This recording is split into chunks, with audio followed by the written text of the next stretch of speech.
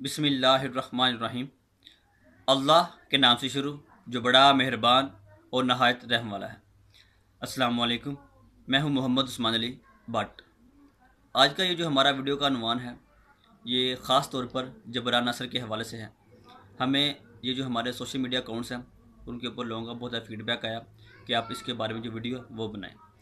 Jibran Nasir basically ये foreign से पढ़ के आया हुआ है और ये कानूनदान है और जिसकी वजह से इसको बहुत ज़्यादा भूत सवार हुआ है कि सब कुछ मुझे ही पता है। इसके दो पहलू हैं, हम इसके दोनों पहलुओं को डिस्कस करेंगे।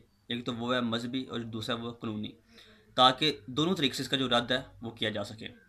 सबसे पहली बात ये है कि ये वही जबरान नासिर है जो कि ये जो सोशल मीडिया के जो अकाउंट्स हैं जो कि पाक आर्मी के ख़िलाफ़ चल रहे हैं, यानी कि एंटी पाकिस्तान एंटी आर्मी है, और दूसरा ये जो एंटी इस्लाम है, यानी कि ये जो पेज चल रहे थे पहले, ये जो अंगड़ा हो गया, मोची हो गया, रोशनी हो गया, इन सब की जो तारीफ़ें हैं ये करता रहा है अपने ट्विटर अकाउंट पे।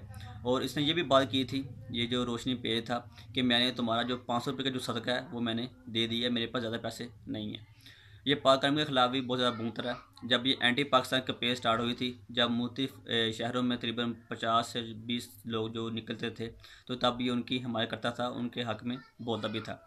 अब इसका ये जो बयान आया है हाल ही में कि लोगों ने इससे पूछा कि तुम्हारा कादियानियों के बारे में क्या ख्याल है, तो वह कहता है कि मैं कादियानियों को काफिर नहीं समझता। तो ये इस्लाम के बुनियादी अक़ायदे में से एक अक़ीदा है कि अल्लाह ताला के नबी जो आखिरी नबी हैं, हज़रत मोहम्मद नूर जिस्म शफ़ी मुअज़्ज़म सल्लल्लाहु अलैहि वसल्लम को आखिरी नबी मानना। तो ये कहता है कि ये जो है ना कादियों को काफिर करना, ये इंसानी हक़ूक़ के ख़िलाफ़ है। और ये वही बंदा है कि जिसने ये भी बात की थी कि ये जो मुमताज़ कादरी है वो मेरी राय की रोशनी में क्या है, कातिल, और ये जो हमारा इस्लामिक कानून है उसने भी इसको काफिर करार दिया है। तो ये जब अपने दिल को साबित करने के लिए इसने सारा लिया कि इसका अदालत का है कि अदालत ने मुमताज़ कादरी को ये कातिल करार दिया, तो अब हम भी इसका जो कानूनी जवाब देंगे कि ये जो कानून की रूह से वोट मांगता फिरता है कि ये मेरा कानूनी हक़ क्या है, कि इसका जो कानून है, जो पाकिस्तान का लॉ है, वो हमें इजाज़त देता है। और ये जो हमारा 1973 का कॉन्स्टिट्यूशन है जबरान साहब, वो भी कादियानियों को काफिर करा देता है। तो फिर आप उनको काफिर क्यों नहीं करा देते? यहाँ पे दो एतराज़ात हैं। पहली बात तो ये है कि आप ये जो पाकिस्तान का कानून है उसके ख़िलाफ़ गए हैं, पहली बात। दूसरी बात ये है कि ये जो इस्लाम का बुनियादी क़ीदा है आप उसके भी ख़िलाफ़ गए हैं। और दूसरी बात आप ये करते हैं कि ये जो उलमा हज़रात है वो मेरे ऊपर कुफर के फतवे लगाते हैं। तो यहाँ पे मैं आपको बताना चाहता हूँ कि मैं बार बार इस बात के ऊपर फोकस कर रहा हूँ, ख़त्म नबूवत का मामला, ये जो 295C का, ये हमारे बुनियादी अक़ायदे में से एक है। अगर इसमें ज़रा से भी गड़बड़ हुई तो बंदा अपनी ईमान से हाथ धो बैठता है।